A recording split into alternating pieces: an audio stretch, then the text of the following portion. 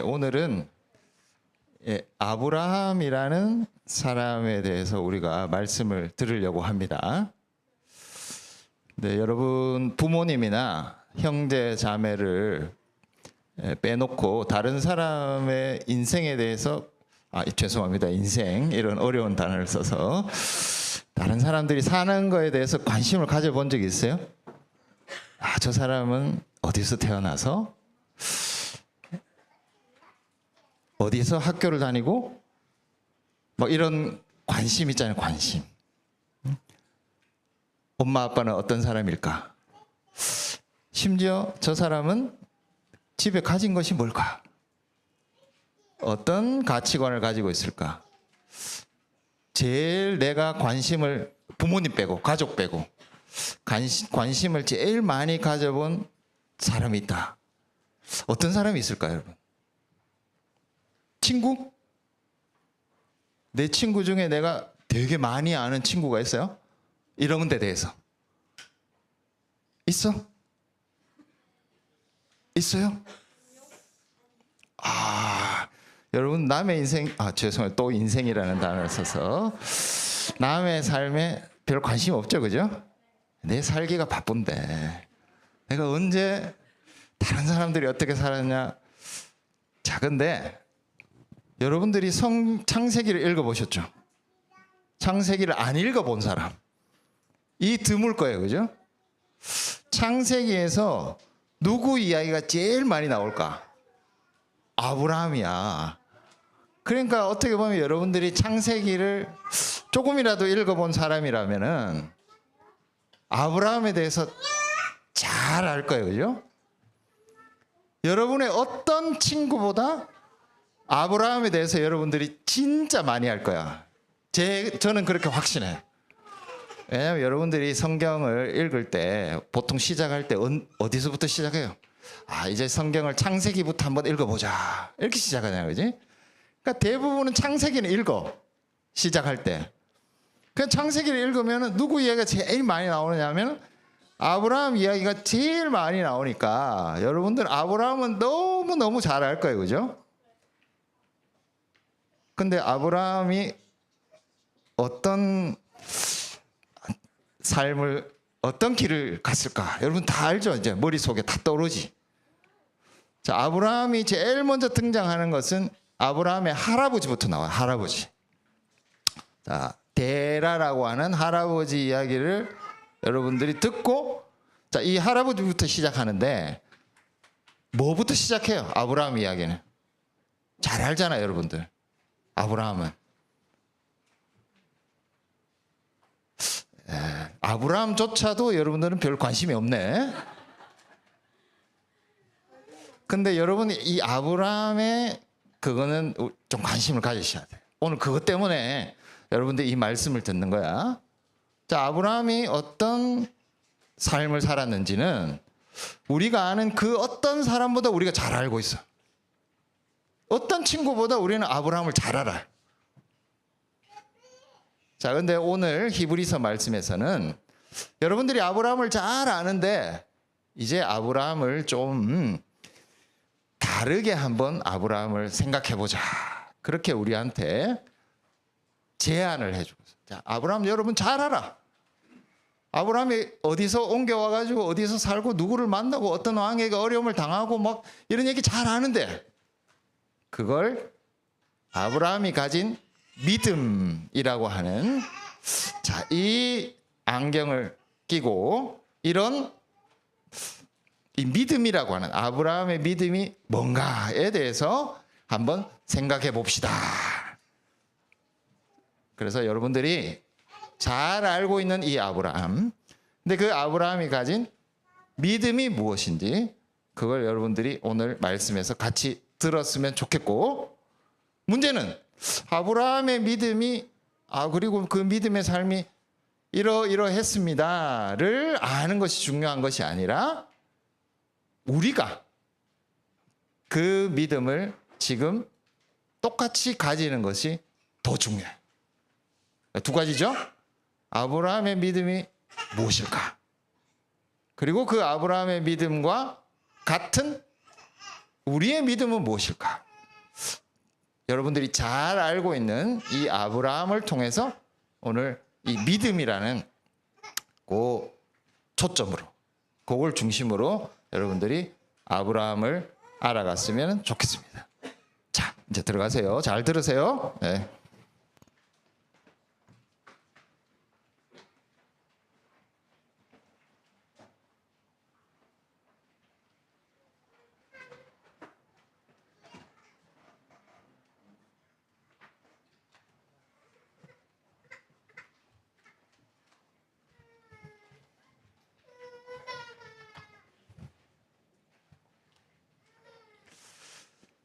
예, 성도 여러분, 조금 전에 우리 어린이들에게 제가 말씀드린 것처럼 우리는 아브라함을 너무 잘 압니다. 어떻게 보면은 내가 잘 아는 친구보다 여러분들이 아브라함에 대해서 아시는 것이 더 많을 수도 있습니다. 많은 사람들이 옆에 있지만 아브라함만큼 우리에게 친숙한 사람도 없고, 또 아브라함의 인생에 대해서만큼 우리가 많은 정보를 상세히 알고 있는 사람도 드물 것입니다. 우리가 알고 있는 이 아브라함에 대해서 히브리서에는 다시 한번 이 아브라함을 다른 각도에서 좀 소개하려고 합니다. 우리가 너무나 상세히 알고 있는 그의 인생을 믿음이라고 하는 각도에서 비춰주면서 그 아브라함의 믿음을 통해서 우리도 같은 믿음에 동참해야 된다는 것을 격려해 주고 있습니다. 먼저 8절 말씀해 보시면은 아브라함의 믿음으로 아브라함의 믿음을 이렇게 정리하고 있습니다. 그 믿음은 순종한 것입니다. 순종해서 장래 유업으로 받을 땅으로 나아갔다. 그렇게 이 믿음을 정리하면서 그 뒤를 이어서 나아갈 때 갈 바를 알지 못한 채 나아갔습니다. 이걸 믿음이라고, 아브라함의 믿음이었다. 그렇게 히브리서에서는 정리해 주고 있습니다. 여기서 말씀드린 내용은 어떻게 보면 창세기 11장 27절에서 12장 5절까지의 내용, 그것과 좀 더 깊은 연관이 있어 보입니다. 안 찾아봐도 잘 아시는 이야기입니다. 특별히 히브리서가 강조하는 것은 장래의 유업으로 받을 땅이라고 하는 이 장래의 유업을 강조하고 있습니다. 여기서 유업은 유산입니다. 아브라함이 받을 유산. 그것 때문에 아브라함은 이 땅으로 나아갔고, 그 땅을 잘 알지 못하지만 나아간 것, 이것이 그의 믿음이었다. 이렇게 정리해 주고 있습니다. 우리가 유산이라고 하니까 아브라함이 이 가나안이라고 하는 유산을 받은 것처럼 그렇게 생각할 수 있습니다. 아브라함이 얻게 될, 유산으로 받게 될 가나안의 땅의 가치를 미리 계산하고 거기서 나올 수익, 그것을 잘 헤아려 보니 나아갈 만한 가치가 있어서 아브라함이 가나안 땅으로 나아갔다. 이렇게 생각해 볼 수도 있을 것 같습니다. 제가 말씀드릴 때 상당히 부정적으로 말씀드렸기 때문에 저건 아니구나 그런 생각을 하실 겁니다. 자, 그럼에도 불구하고 유산이라고 하는 것은 기본적으로 공짜입니다. 여러분 아직 유산을 받아본 적이 없으신 분들이 대부분인 것 같은데, 유산은 내가 전혀 일하지 않았지만 부모님이 일한 것을, 부모님이 평생 일구는 것을 조금의 세금을 내고 있는 그대로 다 받는 공짜입니다.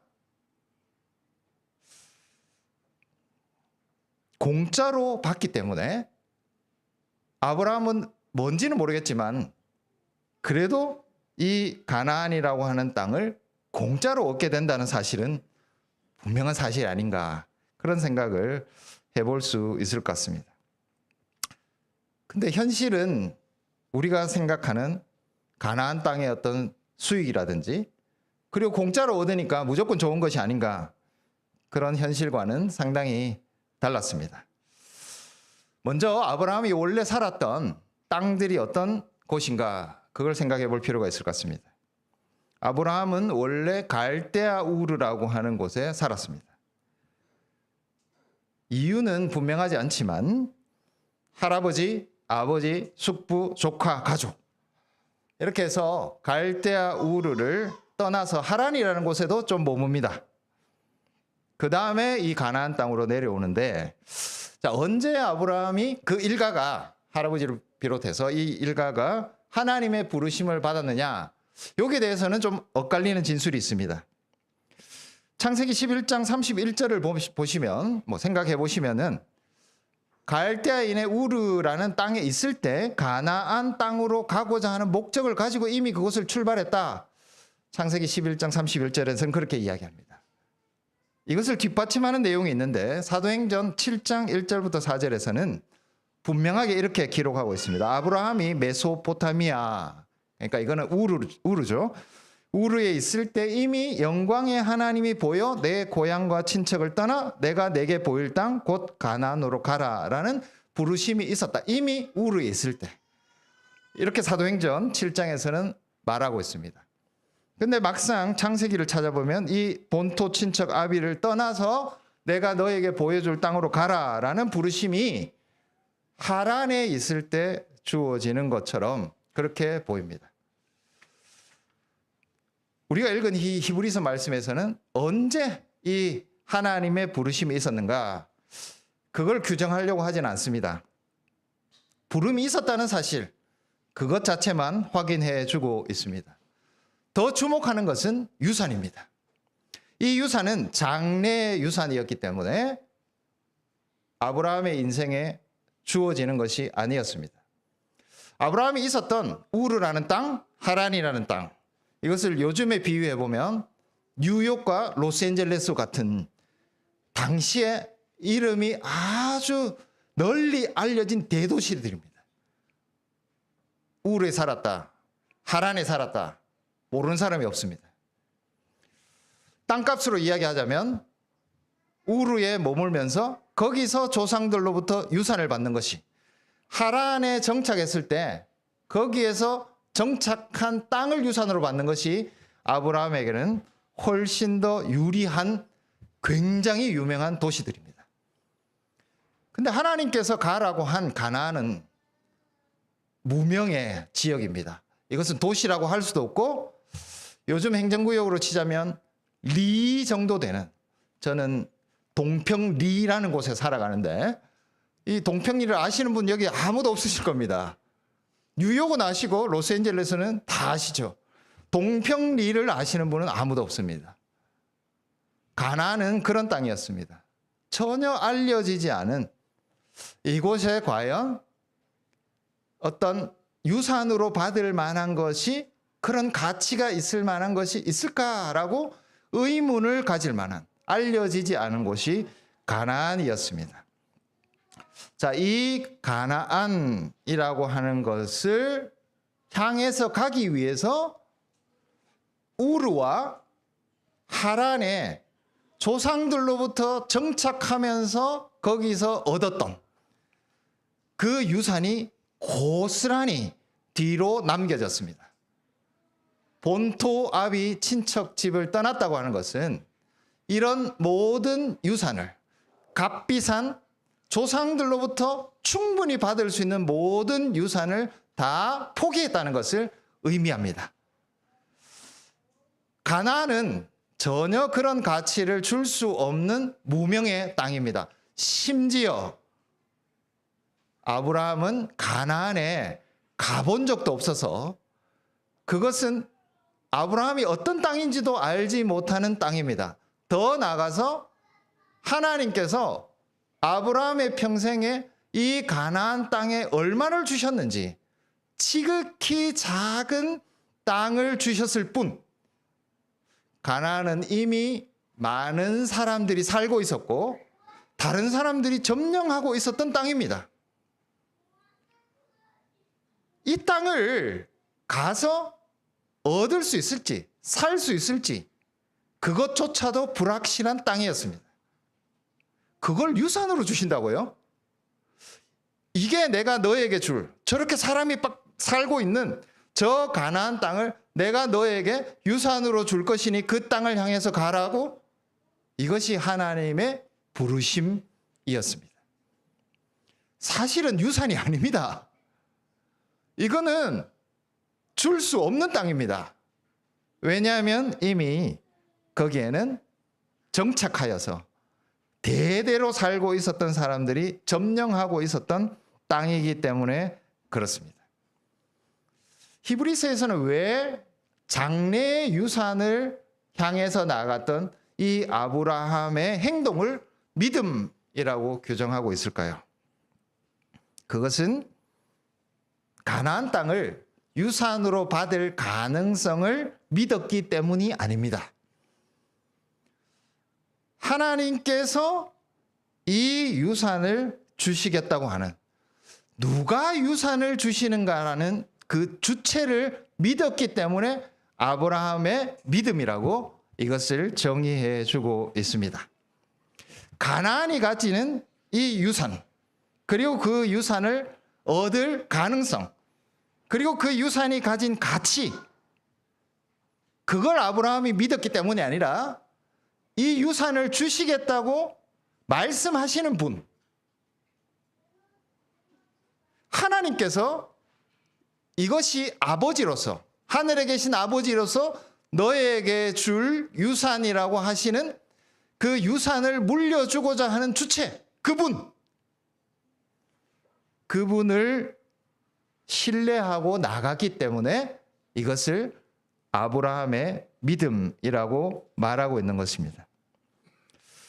현실을 보면 아브라함은 모든 값비싼 유산이 될 법한 모든 것을, 그리고 그런 유산을 물려줄 것 같은 친척, 인맥, 가족, 그것을 다 포기했습니다. 그것에 비교해서 가나안 땅이 좀 더 가치가 있으면은 해볼 만한 일이 아닌가, 그런 생각을 해볼 수 있겠지만, 그걸 유산으로 받는다면 거기에 내 인생을 한번 걸어보는 것도 괜찮겠다, 이런 믿음을 믿음이라고 생각할 수 있겠지만, 가나안 땅도 유산으로 받을 가능성이 전혀 보이지 않는 땅이었습니다. 가치로 봤을 때도 가나안 땅은 형편없는 땅이었습니다. 유산의 가치, 유산의 가능성, 유산의 효용성, 거기에 자신의 인생을 맡긴 것이 아니라 그 유산을 약속하신 분에게 자신의 인생을 맡겼다는 사실, 그것이 아브라함이 가지고 있었던 믿음이었습니다. 여러분, 아브라함이 살았던 현실적인 모든 삶을 생각해 보십시오. 한순간도 이 가나안 땅이 그에게 유산이 될 수 없었습니다. 경험하지 못했습니다. 죽을 때까지 아브라함은 하나님이 이 땅을 유산으로 주시겠다고 하는 그 유산을 받지 못했습니다. 하나님의 거짓말일까요? 하나님은 아브라함을 가스라이팅 하신 건가요? 바로 이 현실과, 아브라함이 살았던 삶의 모든 현실에서는 그 어떤 유산도 가지지 못한 이 현실과 약속 사이에 아브라함은 끊임없이 살아왔습니다. 그의 인생의 전체는 분명히 하나님이라는 분이 유산으로 주시겠다고 하는 약속을 하셨지만, 한순간도 그 유산이 직접 나의 유산이 되지 못하는 현실 가운데 살아가는, 현실과 하나님의 약속 사이에 큰 간극 사이에 살았습니다. 그럼에도 불구하고 믿음은 이 현실과 약속을 메워주는 중요한 역할을 하였습니다. 이 믿음은 유산을 약속하신 그분에 대한 신뢰이기 때문에 아브라함은 가면 갈수록 더 굳건하여졌습니다. 그는 현실에 결코 눈을 돌리지 않고 약속에 집중하였습니다. 왜냐하면 유산을 주시기로 약속한 그 분께 자신의 인생 전체를 의존했기 때문입니다. 이것이 아브라함의 믿음이다라고 히브리서는 아브라함의 인생을 정리해 주고 있습니다. 여러분들이 잘 아시는 아브라함의 인생을 히브리서에서는 이렇게 짤막하게 우리에게 요약해 주는 것입니다. 10절 말씀에서 도시가 등장합니다. 10절 말씀에 보시면 이는 그가 하나님이 계획하시고 지으실 터가 있는 성을 바랐습니다. 여기서 성이라고 되어 있는데 이것은 도시입니다.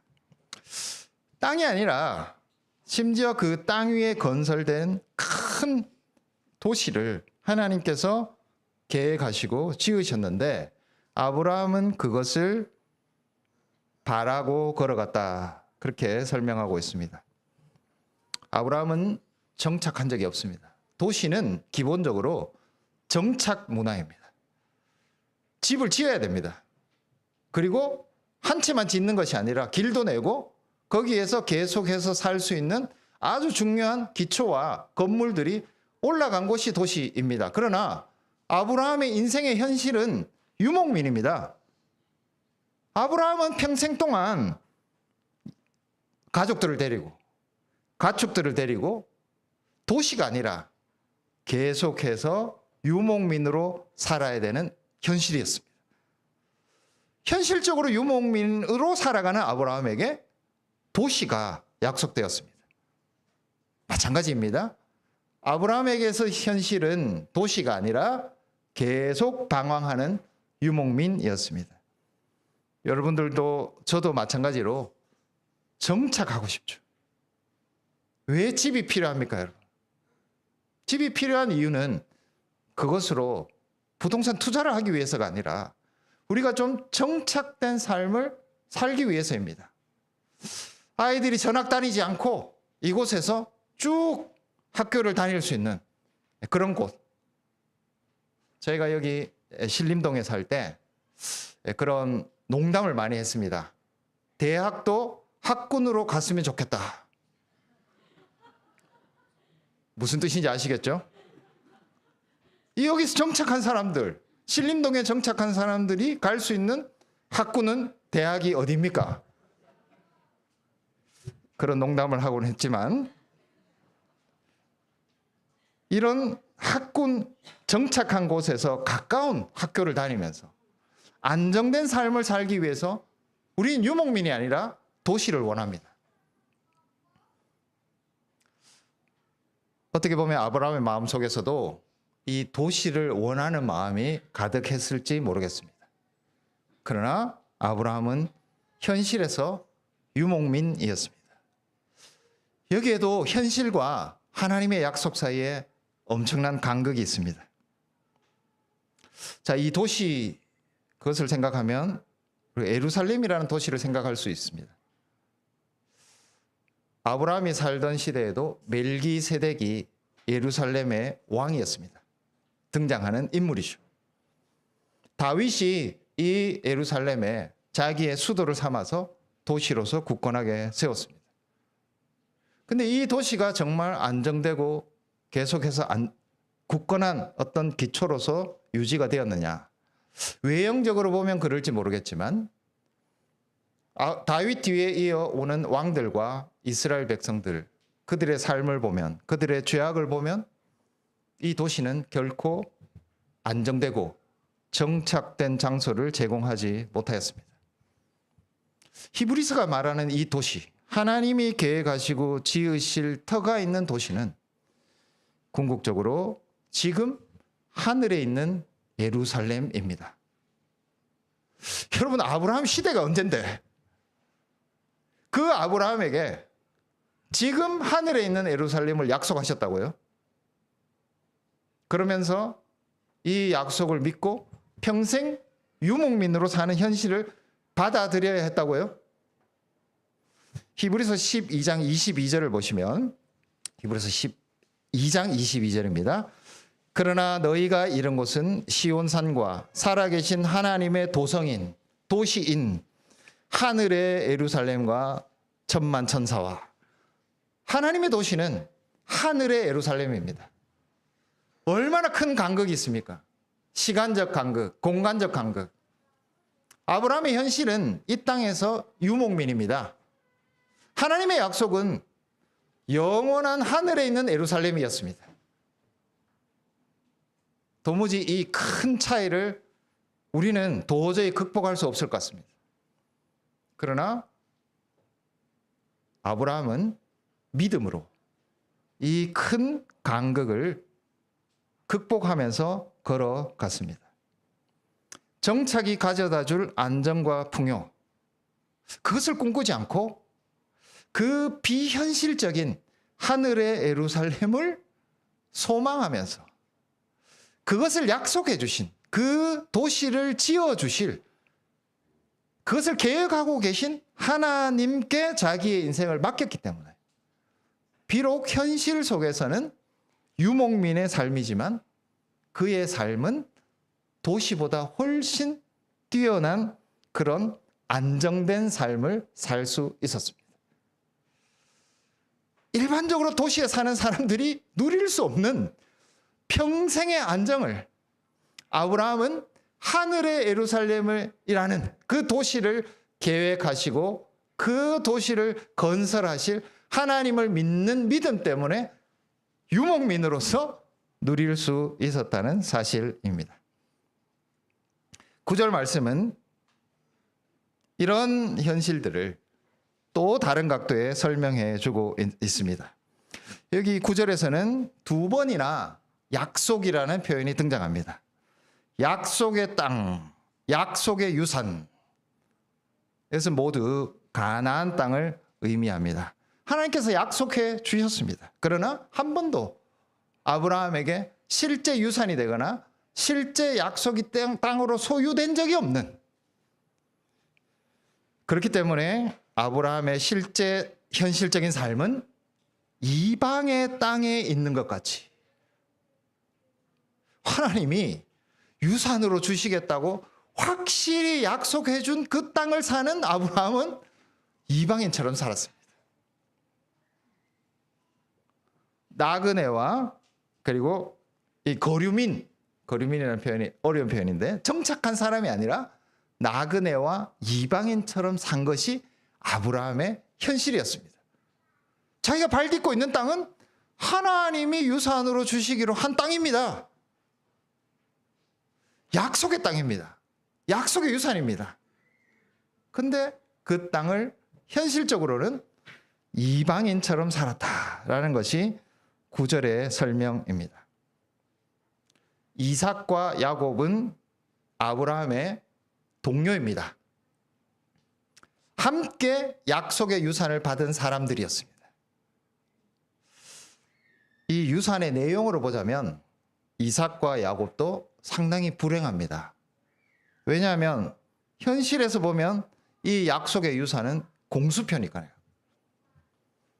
하나님께서 주시기로 분명히 약속한 건데 이들의 인생에서는 아브라함이 이삭에게 유산으로 주고 이삭이 야곱에게 유산으로 줄 뭐가 있어야 되는데 이들이 공유하고 있었던 유산은요, 실제로 뭐가 내용물이 없는 유산을 유산으로 넘겨주는 겁니다.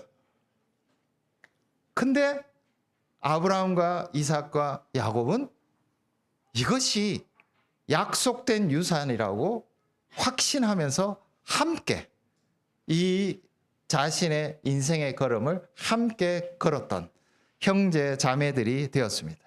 함께 유산을 받은 사람처럼 함께 이 유산을 주신 하나님을 신뢰하면서 그분께 전적으로 자신의 인생을 의탁하면서 걸어갔기 때문에 이들은 약속의 유산을, 약속의 땅을 공유한 동료 성도들이 되었던 것입니다.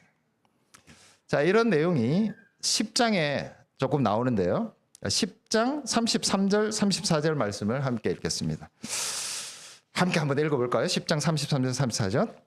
시작. 혹은 비방과 환난으로서 사람에게 구경거리가 되고 혹은 이런 형편에 있는 자들과 사귀는 자가 되었으니 너희가 갇힌 자를 동정하고 너희 소유를 빼앗기는 것도 기쁘게 당하는 것은 더 낫고 영구한 소유가 있는 줄 알미라. 더 낫고 영원한 유산. 그것을 우리가 알기 때문에 옆에 있는 형제 자매들과 동료애가 있는 것입니다. 여기 보시면 이 유산을 가진 자들은 비방과 환난으로 구경거리가 됩니다. 그런데 그런 같은 구경거리에 있는 자들과 사귐이 있는, 때로는 그들이 어려움을 당할 때 나도 환난과 어려움 가운데 있지만 감옥에도 찾아가고 심지어 내 소유가 뺏기는 것도 각오하면서 이 사귄 자들과 함께 했다는 것을 33절과 44절에 말하고 있습니다.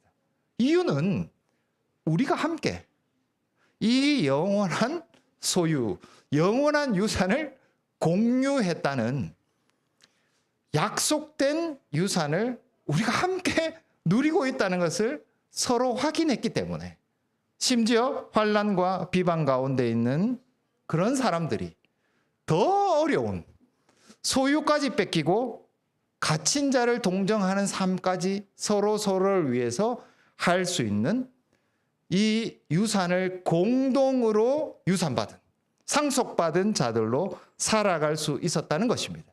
이것이 아브라함과 이삭과 야곱의 이 동료애를 통해서 나타난 공동 유산의 소유자로서, 함께 상속받은 자로서 그들의 삶에 나타났다는 것이 히브리서의 설명입니다. 사랑하는 성도 여러분, 우리는 이 세 절에 아브라함의 삶에 대한 설명을 통해서 믿음이 무엇인지에 대해서 생각해 보았습니다. 믿음은 현실도 아니고 미래에 주어질 어떤 우리 생각에 좋은 것, 그 가치 때문에, 그것을 얻을만 하기 때문에, 그것이 나에게 미래에 주어질 것이, 그 가치 있는 것이 나에게 보이기 때문에 그것을 신뢰하는 것이 아니라는 것을 우리는 알게 됩니다. 믿음은 현실에서도, 어떻게 보면 미래에서도 우리가 바라는, 우리가 소유하고 싶은 그런 효용 있는, 가치 있는 그런 것을 우리가 유산으로 받을 가능성이 보이지 않는 현실 속에서 살아가는 것입니다. 심지어 우리의 죽음이 찾아오는 그 순간에서도 이것이 우리에게 현실이 되지 못할 가능성도 있습니다. 우리의 현실은 항상 그저 그렇습니다. 유목민처럼, 나그네처럼 먹을 것이 없진 않은데 하나님께서 약속해 주신 어떤 효용 있고 가치 있고 우리의 인생을 행복하게 만들어 줄 것 같은 어떤 것이 나에게 현실적으로 주어지지 않는 그 가운데 우리는 살아갑니다. 우리의 현실은 그렇습니다. 그러나 약속해 주시는 분, 우리에게 유산을 주시겠다고 말하시는 분, 그 약속으로 우리를 불러주신 분, 그냥 그분에게 우리의 인생 전체를 맡기기 때문에 우리는 그분의 안정성, 그분이 살아계신 분으로, 신실하신 분으로, 늘 우리와 동행하시는 분으로 계시다는 사실, 그것에 근거해서 우리의 현실이 비록 안정되지 못하고 좌충우돌하고 흔들리고 현실적으로 매우 어렵고 가난하고 질병이 있고 많은 어려움들이 있지만 사실 우리의 인생 자체는 그렇게 불행하지도 흔들리지도 않는 그런 삶을 살아가게 된다는 것입니다. 하나님이 보장해 주시는 미래의 유산, 그 보장해 주시는 그분 자신 때문에 우리는 현실과 약속 사이의 이 큰 간극을 믿음으로 채우면서 걸어가고 있다는 사실입니다. 히브리서 11장 1절을 보시면 이것을 요약해서 믿음은 바라는 것들의 실상이요 보이지 않는 것들의 증거다. 하나님이 약속해 주신 유산, 도시 보이지 않습니다. 그것은 어떻게 보면 우리 평생의 현실이 아니라, 그걸 직접 얻을 수 있는 것이 아니라 바라는 것들입니다. 그러나 우리는 현실 속에서 현실이 주는 압박감이 아니라 하나님이 주시는 그 약속의 신실함으로 현실을 살아가는 믿음의 자손들입니다. 이것이 우리의 믿음입니다. 마치 우리의 현실은 우리가 지금 발 딛고 있는 땅에서 겪는 경험이 아니라 우리의 진짜 현실은 하나님께서 나에게 약속해 주신 거기에 있다. 이제 내 현실은 비록 이곳에 살아가고 있지만 하늘에 있는 예루살렘, 나에게 하나님께서 약속해 주신 그 유산이 내 인생의 진짜 현실이다. 이 믿음은 어디에서 나옵니까? 하나님께서 주실 것에 대한 그 내용, 효용성, 가치가 아니라, 유산 자체가 아니라 유산을 우리에게 주실 분, 유산을 이미 주셨다고 약속하신 분, 그분을 신뢰함으로 우리는 현실이, 우리가 발 딛고 있는 현실이 아니라 미래에 약속된 현실이 우리의 진짜 현실이라는 것을 받아들이고 살아가는 믿음의 삶을 살 수 있다는 것입니다. 그렇기 때문에 바라는 것들, 보이지 않는 것이 믿음 때문에 우리의 인생의 진짜가 되는 겁니다. 신기하죠, 여러분? 그거는 우리의 인생에 경험해보지 못할 것들입니다. 그거는 가지지 못할 것들입니다. 그러나 우리는 마치 그것을 가진 자들처럼, 마치 그것이 진짜 우리의 현실적인 유산인 것처럼, 우리의 도시인 것처럼 안정되게, 행복하게, 그리고 신실하게 흔들리지 않고 살아갈 수 있다는 사실. 보이지 않는, 희망하는 그 현실이 우리의 현실이 되도록 하는 그 힘, 바로 그것이 믿음입니다. 계속해서 우리가 좀 헷갈리는 것이, 과연 하나님께서 우리에게 약속해 주신 이 약속의 유산이 무엇인가? 땅과 자손, 그리고 뭔지 모르겠지만 물질적인 어떤 것이 있지 않는가, 그런 생각을 할 수 있습니다. 그것을 결코 우리는 제외할 수 없습니다. 그러나 하나님께서 우리에게 유산으로 약속해 주신 것은 그것을 훨씬 넘어서는 것입니다. 로마서 8장 17절 말씀을 함께 찾아보겠습니다. 로마서 8장 17절.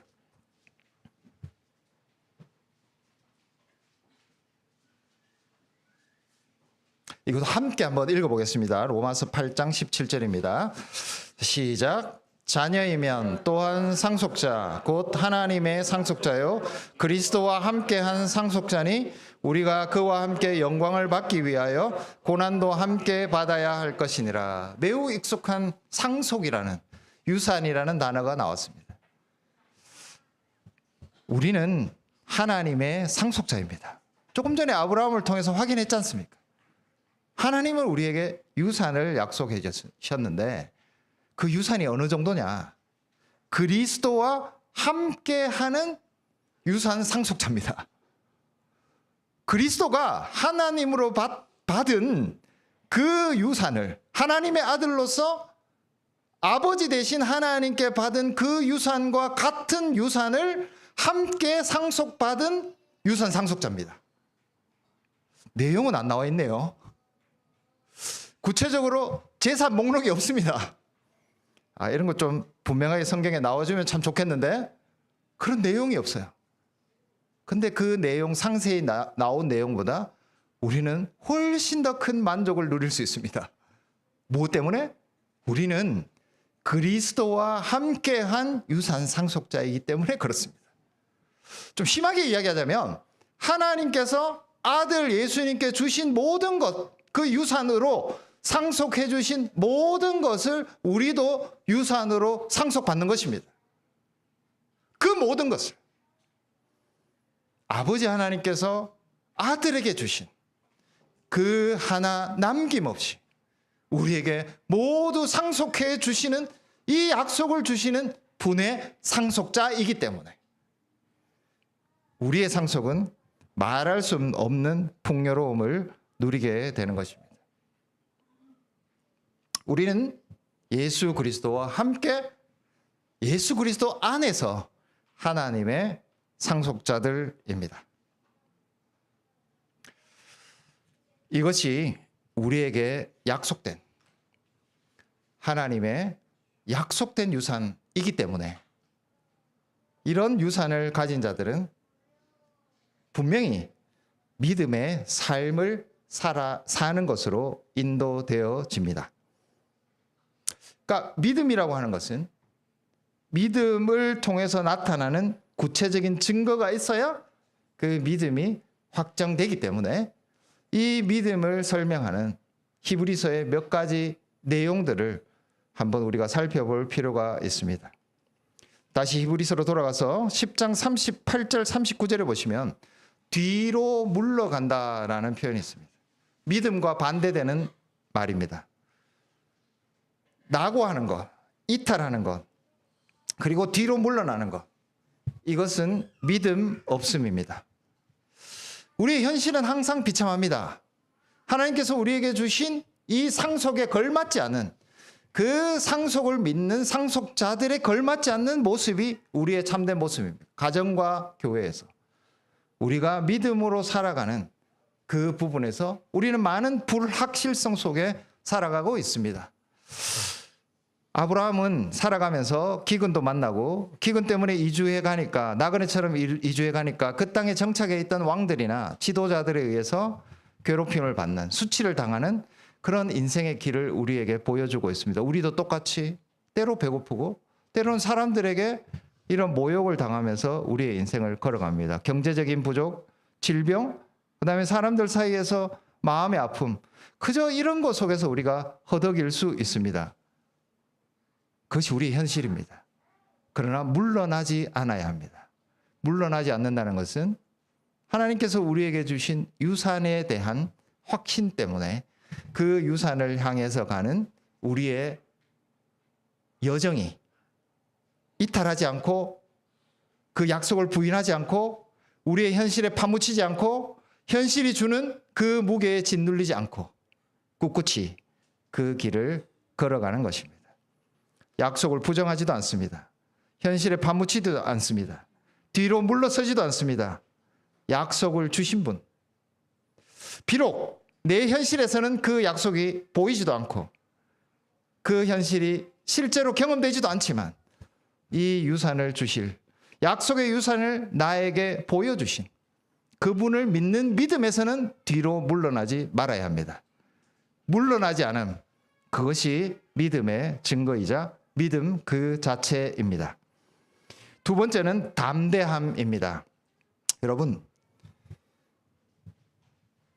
우리가 조금만 재산이 많아도 사람이 좀 여유로워집니다.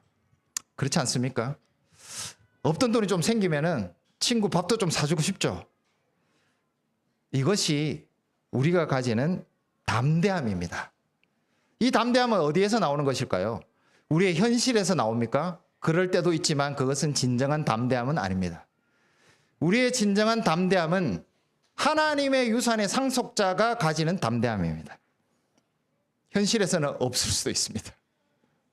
그러나 우리는 하나님께서 약속하신 그것이 확실히 우리가 상속할 그 유산이라는 것을 확신하기 때문에 조금은 여유 있게, 조금은 낙관적으로, 조금은 긍정적으로 우리의 인생길을 걸어갈 수 있습니다. 그것이 쉽게 설명한 담대함입니다. 주눅들지 않고, 이 담대함이라고 하는 것은 원래 많은 사람들 앞에서 전혀 주눅들지 않고 자신이 가진 확신을 마음껏 이야기할 수 있는 그런 어떤 용기, 그것을 의미했습니다. 우리의 인생의 현실은 올라갔다 내려갔다 합니다. 그러나 믿음은 우리에게 항상 담대함을 줍니다. 담대함은 여유이기도 하고 낙관적이기도 하고, 그리고 우리가 살아가는 삶에서 흔들림 없이, 거리낌 없이 늘 이 믿음에 합당한 삶으로서 우리의 삶에서 증거되어지는 우리 삶 자체, 그것이 담대함입니다. 믿음은 우리에게 이 담대함을 잃지 않도록 현실과 하나님의 유산 사이의 그 간극을 메꿔주고 있습니다. 현실의 이 비참함에 당황하지 않습니다. 왜냐하면 우리는 이미 상속자이기 때문에 그러합니다. 이미 이 모든 상속을 받은 자로서 이 땅에서 살아간다면, 하나님이 그 모든 것을 유산으로 받은 자로서 우리가 이 땅에 살아간다면 우리는 이 담대함을 잃지 않을 것입니다. 10장 36절에 보시면 인내가 나옵니다. 이 또한 믿음의 중요한 내용입니다. 인내. 어떤 사람이 인내할 수 있죠? 어릴 때 보면 우리가 아이들을 달랠 때 사탕을 줘서 좀 달랩니다. 조금만 참을 수 있도록. 사탕을 먹을 수 있다는 그 어떤 달콤함 때문에 아이들은 인내합니다. 우리는 이렇게 돼서는 안 되겠죠? 우리의 인내는 하나님께서 주신 그 약속 때문에, 유산 때문에 주어지는 인내입니다. 이 인내가 나를 쥐어짜는 인내가 아니라 우리는 담대함 속에서 인내합니다. 넉넉하게 이깁니다. 그리고 웃으면서 우리에게 주어진 고난을 맞이합니다. 옆 사람에게 짜증내고 화를 내고, 그리고 하나님을 향해서 약간의 그런 마음을 가진 순간도 있을 수 있지만 우리의 인생은 사실 인내가 되어야 합니다. 고난 가운데서도 하나님의 상속자로서의 당당한 인내, 하나님께서 나에게 주실 그 유업을 상속받을 자로서 살아가는 삶 가운데서 주어지는 인내, 이것은 결코 인생을 쥐어짜내고 슬픔 가운데 좌절하면서 맞이하는 그런 방식의 인내가 아니라 고난 가운데서 즐거워하면서 하나님의 약속을 소망하는 기쁨 가운데 꿋꿋이 견디는 확실함의 인내입니다. 믿음은 뒤로 물러서지 않고 담대하고 인내하는 것에서 이 믿음의 실체를 우리에게 보여주고 있습니다. 다시 한번 우리는 우리의 이 믿음을 보장해 주시는 삼위 하나님을 만납니다. 히브리서 12장 1절부터 2절에 보시면 믿음의 주요 온전케 하시는 예수 그리스도를 바라보자. 이 믿음의 결국은 예수 그리스도의 길을 가는 것입니다. 예수 그리스도께서 얼마나 비참한 현실 속에서 그 현실 가운데서 하나님께서 이 인류를 구하실 약속을 이루시는 소망 때문에 자신의 길을 걸어가셨습니까? 그렇기 때문에 예수님만이 우리에게 믿음의 주이십니다. 예수님은 우리를 처음부터 이 믿음의 길에 동참하게 하시고 출발점부터 함께 해주셨습니다. 자신의 믿음을 보여주시면서 함께 우리의 이 믿음의 경주를 동참하고 계십니다. 그리고 우리가 이 믿음의 경주를 마치는 시점에도 우리를 두 팔 벌려서 맞아주실 믿음의 동반자이십니다. 우리에게 믿음을 주시고 믿음을 선물하시고 믿음을 같이 해주시고 믿음의 이 인생길을 늘 옆에서 함께 해주신 분이시기 때문에 이분만이 믿음의 주요, 우리의 주관자요, 믿음을 우리에게 형성해 주시는 분이라고 증거해 주고 있습니다. 우리의 믿음은 예수님 때문에 더 강해질 수 있다는 것을 히브리서에서는 다시 한번 강조해 주고 있습니다. 우리의 믿음은 살아계신 하나님, 우리에게 상 주시는 하나님 때문에 가능합니다.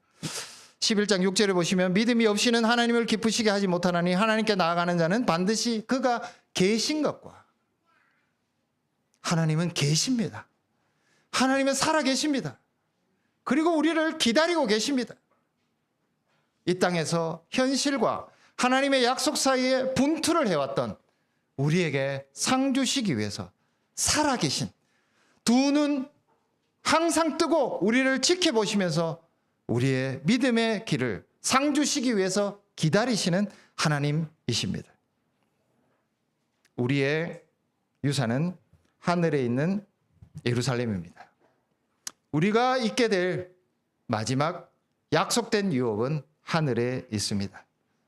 근데 이 하늘은 삼위 하나님께서 계신 곳입니다.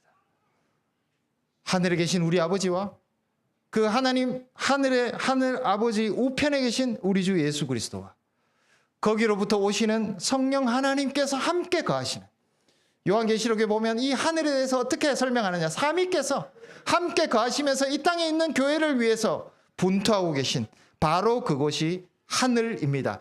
거기가 우리의 마지막 도시, 하늘에 있는 예루살렘입니다. 거기에 건물이 있고 우리가 이 가치 있는 어떤 효용성 있는 어떤 물건들, 유산의 내용이 있어서가 아니라 그 하늘에는 삼위께서 살아계시기 때문에 그 하늘은 우리의 도시입니다.